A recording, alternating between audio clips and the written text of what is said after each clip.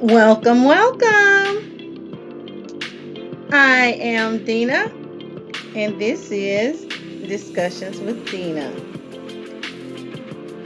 I am live, and today is Social Sunday, the day that is set aside to speak on topics seen on social media and in the news media.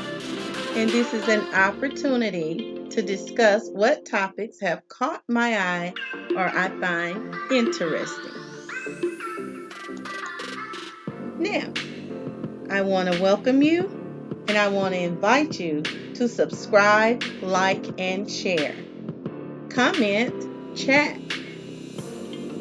You can chat with me live, or if you would like to share your thoughts on any of the topics being discussed today, feel free to call me at 478 227 2857. I would love to hear from you and your point of view.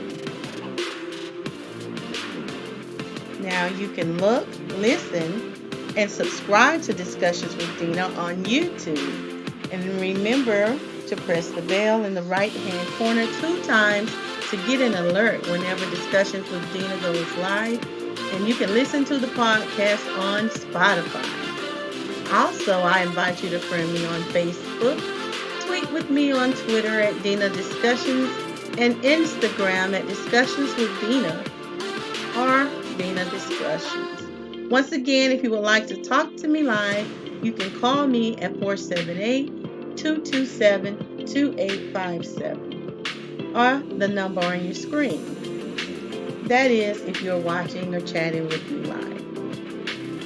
Also, if you like this podcast and you would like to show your support for Discussions with Dina, feel free to donate on the Cash App at $Discussions with Dina or paypal.me/, tongue tied, Discussions with Dina. Your support is always appreciated. Now today on Social Sunday, I'm going to talk about, as I said before, some of the topics that I came across on Facebook. Let's see.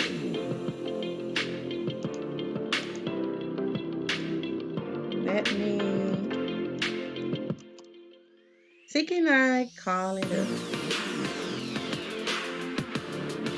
Now, there was a post that I saw on Facebook, and it was of a comedian that we are familiar with. And his name is, what is his name? Corey Holcomb, that's his name. And he was speaking on, what was he talking about?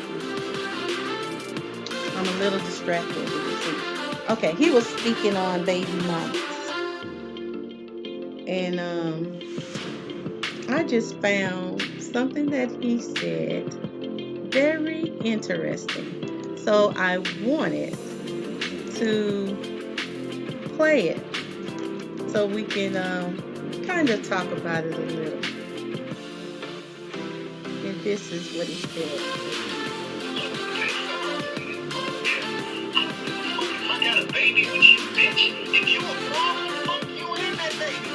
I'll make another one. And that's who the fuck I am. And they do too. They be alive.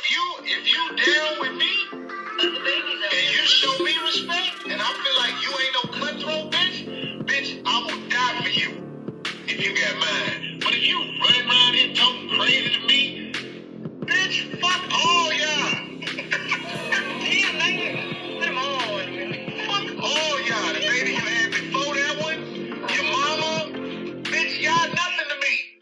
And if the baby survive that shit, and the motherfucker seem like he ain't cut like you, then maybe I can fuck with him later on. But I ain't finna be going through no drama just cause you got a baby here, bitch. I don't give a fuck. And that was Corey Holcomb. I don't know if this was a part of his comedy routine or if it is his reality. But I found it very interesting nonetheless.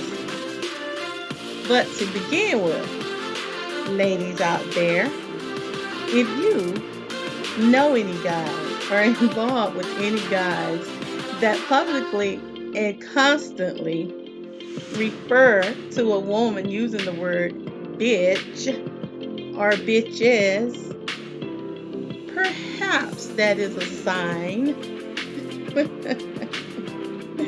That is a sure sign to women of what you should expect when and if you choose to engage in a relationship or if you procreate with them.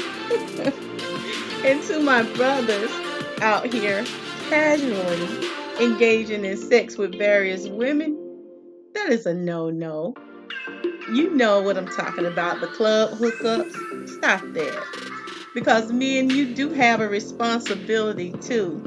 And yes, we can hold women responsible, but it doesn't lessen your responsibility, black men. So you have to control your own sexual desire and your escapades and stop handling black women like they're not worthy of respect and taking advantage of some of their low self-esteem issues for your sexual gratification and get off this tip that your seed don't deserve the best mother and father in the world, because they do. And I don't care. I care not.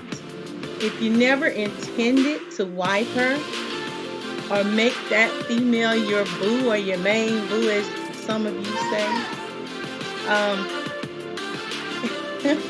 you clearly engaged in a sexual relationship with this person.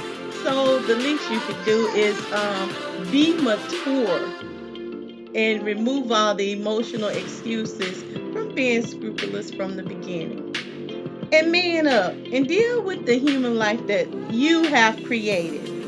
The act has resulted in another human being. So that child needs and requires you to take the responsibility as a father. So you do not dismiss a child simply because you suddenly found out you don't like or want the mother because she got an attitude. All of that becomes irrelevant. This is why you don't just cast your seed to the wind. The best prevention for those of us who complain, those of you, I won't say us because I'm not one of them, those of you that complain about paying child support and having to deal with that person, I'm going to give you a solution right here and right now. If you don't want to pay child support the child. You take care, and that includes developing a good, positive relationship with the mother. And I don't mean sexually, because so many times that happens. So I don't mean sexually. Now, I also saw a heading where the other comedian, Earthquake, said he paid more in child support than his baby mothers would earn from working. And to this I say, okay, so, and I see absolutely nothing wrong with that. Nope. I didn't watch the entire show yet. Nonetheless, I see nothing wrong with financially supporting the mother of your child, especially if she has complete majority custody of that child and spends majority of her time caring for that child. Now, I don't understand, and I will claim to understand people who complain about paying child support. Because if you actually break it down, if you're paying $200 a month, that is not a lot for a child. Even if you're paying $500, I'm just going to be honest, if you're paying that much in child support, keep in mind that this child needs a roof over their head, they need transportation, there are food bills, clothing bills. they're just natural bills that come along with children. So when you think you're paying $200, you understand everybody have different income, but don't think you're doing a whole bunch. It's more important to be in that child's life. So keep that in mind. And I know men and women do have to work, but I simply don't fully comprehend this disdain for seeing a black woman not having to work all day and enabling her to stay home and be a good mother to the child. And yeah, I know about these conniving and mature baby mamas out here who play little silly games to men. And they need to be more responsible too. But black men, and I'm talking to you because I'm black and I'm part of the black community, and that's my focus. Um, when you're sowing your oats, remember this. You have a responsibility to take care of what you produce. I do not care about you not wanting to get raveled up in seeing the soil you planted your seed in. This is exactly why you should always till and prepare the soil in advance. Nourish it. You nourish the soil so it can produce the best plant that the earth has to offer, if you know what I mean. Now, even in a relationship, sometimes they go sour, but you have to have enough common sense to behave like adults and put away that petty, childish, selfish thinking and behavior to do what is in the best interest of any child or children that you have. That's just what adults do. It's not necessary to bring anyone in, but the two of you involved in that child's creation.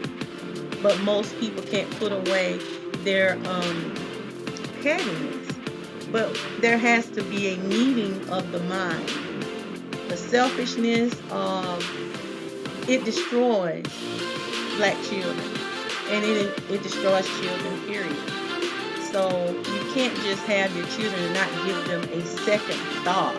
That has to stop.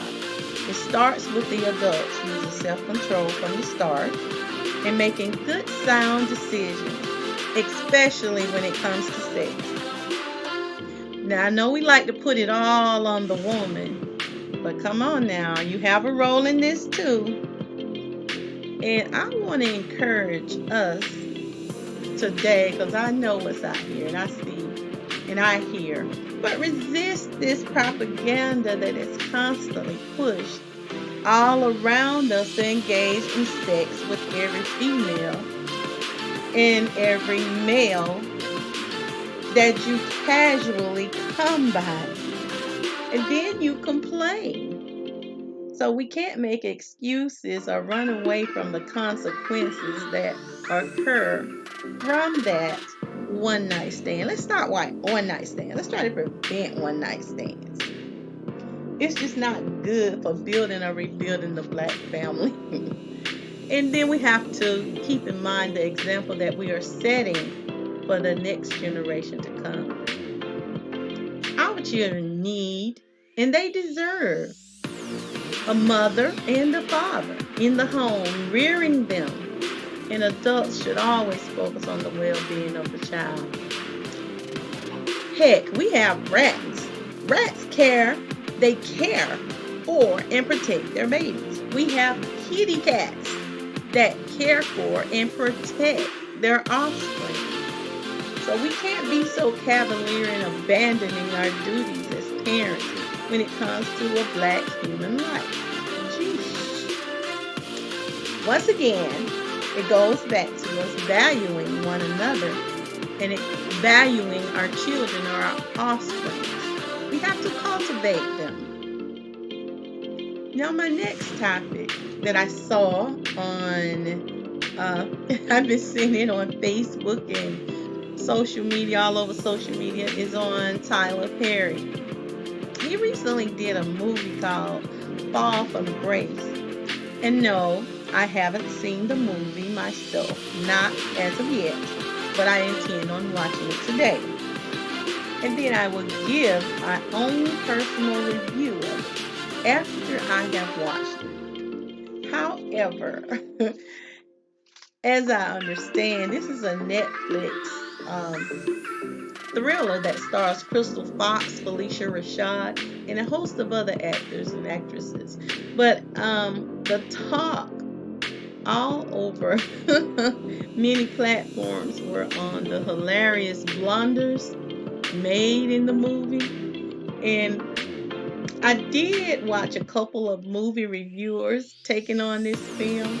And like I said, I haven't seen it myself, but after I watch it, I will post it on Dina Discussions movie reviews. Now, anyway, social media has been lit up with people talking about all of the unflattering blunders in this movie.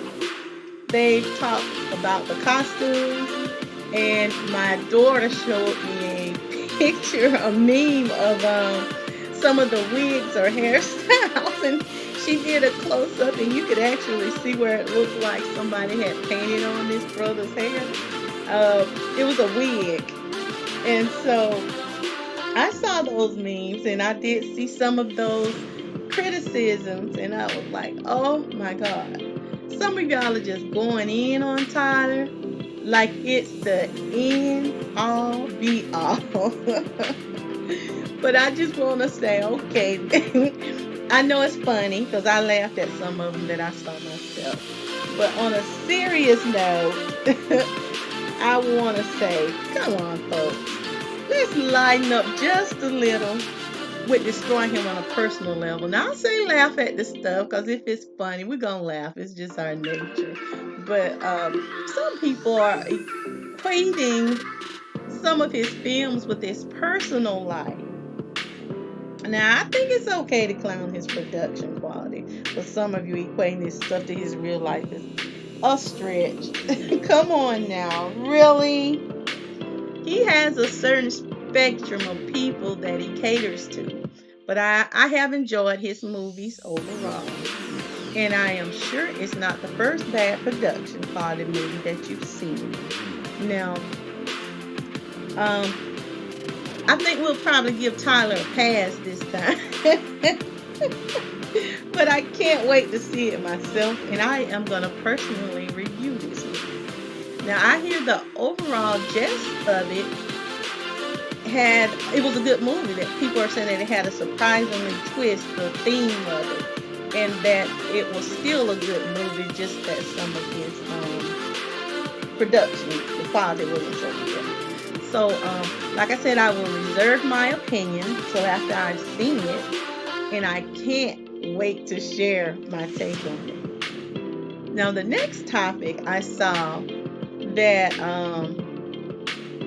was interesting to me was there was a second black teen who was told by a school in Texas to cut his dreadlocks, according to his mom, or he wouldn't be able to attend classes.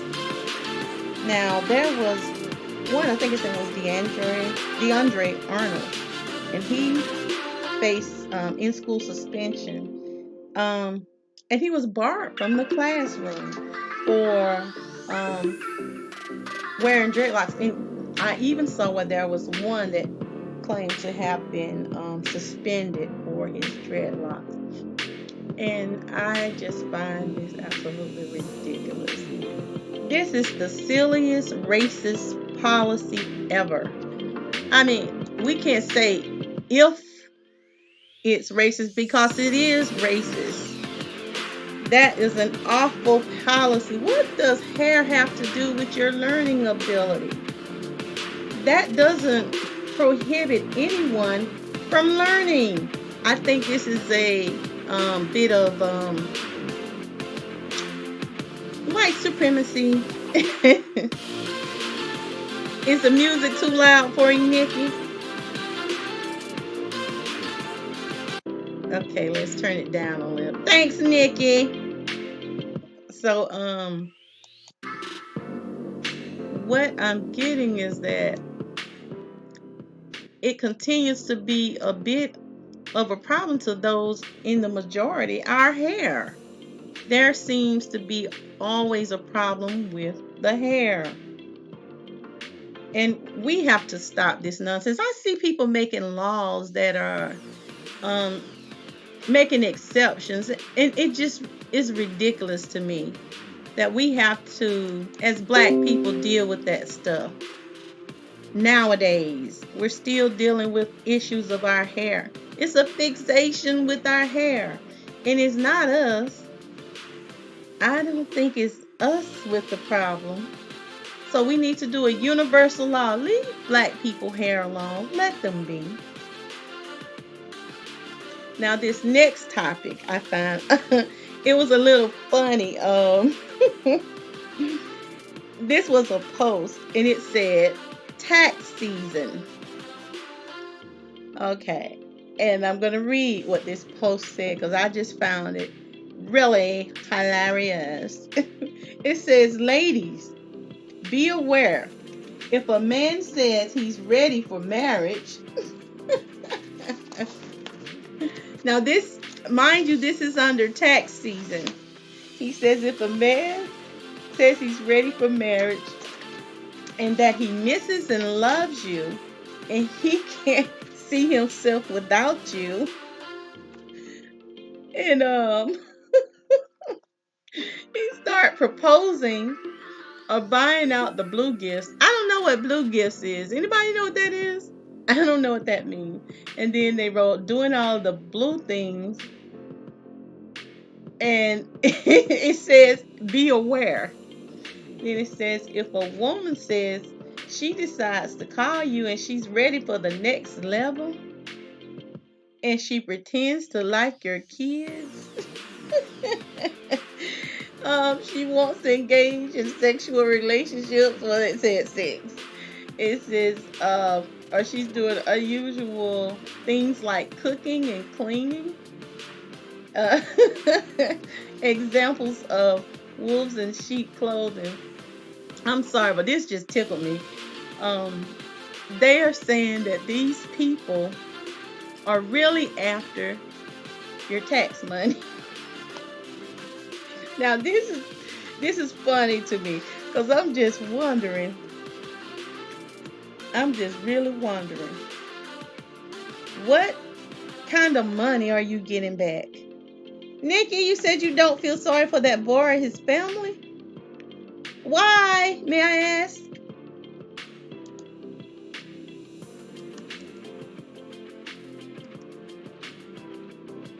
Oh, you got a point. Nikki said she don't feel sorry for that boy or his family. She said we can't go to their schools and tell them what to do. And Nikki, you are right. I couldn't agree more. We need to establish some stuff for ourselves. That's a valid point. I agree. I homeschool mine, so I agree with you. We can develop our own policies in our own schools. So, I have to agree with you there. But it's still a weird policy. I mean, this fixation with our hair, oh my God. Now, back to this tax money thing. I'm just curious because I want to know how much money are y'all getting? What's the average tax check that people are getting? Because once I got $800 and I thought I was a baller. So I want to know what people getting for taxes. What is the average tax?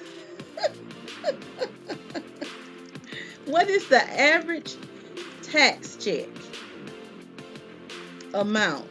Because I'm not getting it. Because these people changing their moves and their behavior so they can get back with you. Y'all must be getting some big money here. And I need somebody to show me how I can get that kind of money because I'm obviously doing something wrong. So I want to know, what is the average tax check amount in 2020 or 2019 or whatever, because I'm not getting it and I want to ball too. Now, I want a better understanding of it. These people changing behavior to get money. I just got to find out what I'm missing.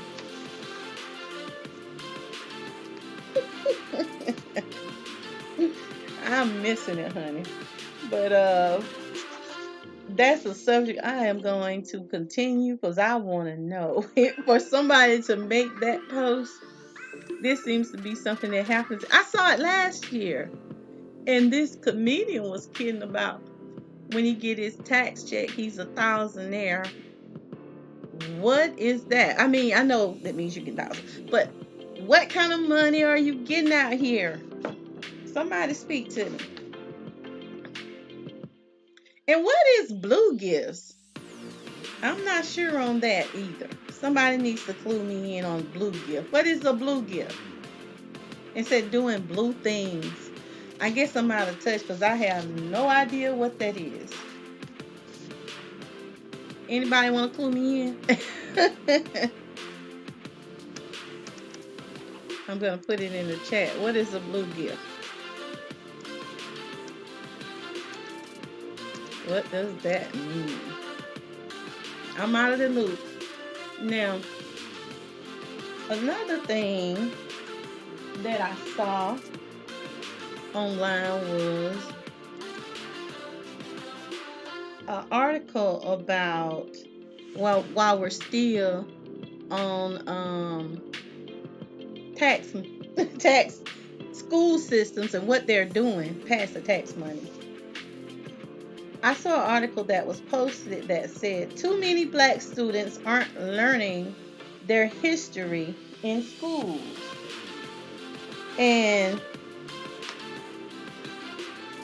when I clicked on the link, it took me to a post that someone had written. And I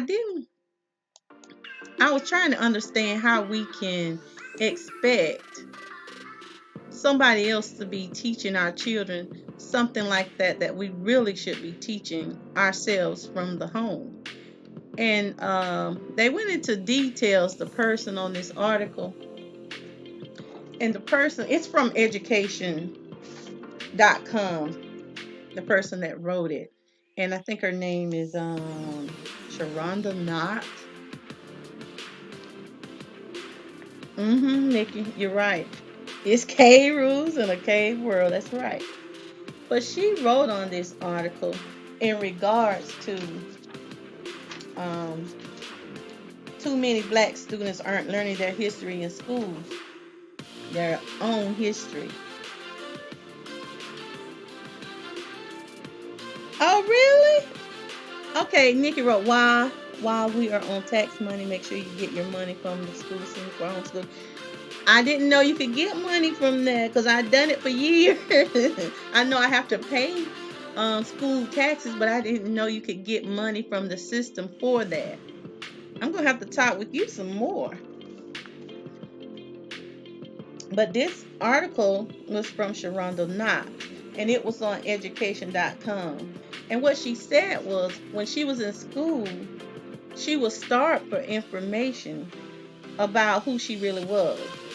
And she said she ate to hear stories about people who look like her and see the names of black scholars in math or science, or even talk to about Africa without talking about poverty and slavery. And you and I both know that's what they do. The first thing they do is start talking and teaching us about slavery as if we never existed before there was slavery. And she goes on to say that today, too many black school children are having the same experience. Their first exposure to black history occurs through the study of slavery. But why is it occurring? That is their first exposure. Their first exposure should come from you. And it says that Africans are portrayed in schools as savage and barbaric people. As Nikki stated down here, when you're in their world, they're going to expose you to what they want you to be exposed to. It's your job to teach your own children about their history. She went on to say that they portray it as if we're lucky to be here. That we should be lucky to be here in America because we were savage or unstable, poverty, and all of that nonsense, which tells you that's a one-sided view. But if we're teaching them at home, they can decipher that nonsense. And when they hear it, they can understand that that is pure nonsense. She said that black scholars like W.E.B. Du Bois and Carter G. Woodson realized the only way to liberate black Americans from shame about our origins would be to educate ourselves about who we truly are. Teaching the history of African civilization increases everyone's accurate understanding of world history. In doing so, black people rightfully placed as equal actors in history and they become visible. We should be teaching our children ourselves. We should be, like I say, from the cradle to the grave, we should be so wrapped up in our own knowledge of self that it should just be natural for us when we hear these lies to call it out as a lie and that it is nonsense. Now, she says it has taken incredible amounts of work by Pan-African scholars to change entrenched Eurocentric mindsets, but we haven't changed them completely, and we can't expect to change them because that stuff is also inherited. If you're seeing you on the TV, you're hearing you on the radio, you're constantly bombarded with white skin and you barely see yourself reflected, what are you expecting to come from it?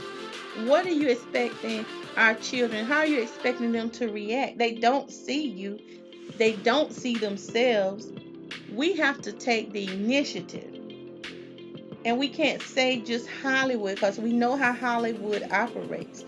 We can do it ourselves on a smaller level. It starts at home. Put up black pictures. Cut off the TV. Even the cartoons have mostly white characters. And it's usually, and I don't want to say it like this, but it's true, white conversations. And they're dealing with mostly white subjects that many of us don't even deal with. So we have to prioritize. And they learned they were slaves. That's what we do. We always learn that we're slaves. But we got to take that initiative. It is our job to prepare, teach, and guide our babies. These are our children. And that includes giving them a good understanding of their own history before they even step foot in a classroom. Even while they are in school, if you choose to send them to school, your guidance should never stop. You have to continuously prepare your children and your babies. It starts in the home. We can't rely on anybody else to do for us what we should be doing for ourselves. Teach your children Black history. And the way you teach them is you incorporate it into your life. Everything around you. You make it a normal thing in your household. And stop being afraid to speak honestly with your children. Because sometimes we think that we will offend others if we speak honestly about our experience and what we have experienced in the past. And people will quickly accuse Black people of being racist for speaking their truth. And that's something we got to stop being afraid to do. It starts with us, all of us. Education begins in the home. Now, this other topic I'm going to speak on, I'm just going to speak on it loosely. There's this thing that I was listening to last night, somebody's chat, and they had ADOS versus FBA. Now, ADOS, I think that stands for American Descendants of Slaves. And what is FBA? Foundational Black Americans. And then they had verses. And I'm saying, why are they versing or verses? Are they fighting? And I'm saying, why are we fighting? Do we not have the same agenda? I thought the purpose of establishing these groups were to pursue reparations so that we can repair what has been done to our people, our community, and reestablish ourselves and rebuild the black man and woman in the black family. Now, if this is our goal, then why can't we work together? It's not hard, it's not difficult. Sometimes we have to put aside our egos and do what is in the best interest of the people. This has always been a problem for us. Putting those egos on the side, everybody want to be in charge, but if this is for us as a group, then why can't we come together and agree that these are our guidelines for pursuing this, and we don't have to think exactly alike, but this is the purpose for us establishing these groups to get reparations. So let's work together on what we agree on. I don't like that we tend to fight over nonsense. Reparations are important for us. But in our pursuit of reparations, we can still build with one another. Why can't we pool our resources and begin to develop something to benefit us? I'm always speaking on that because I think that we have the ability and the know-how to do this. We're going to have to put away some of this behavior. I'm going to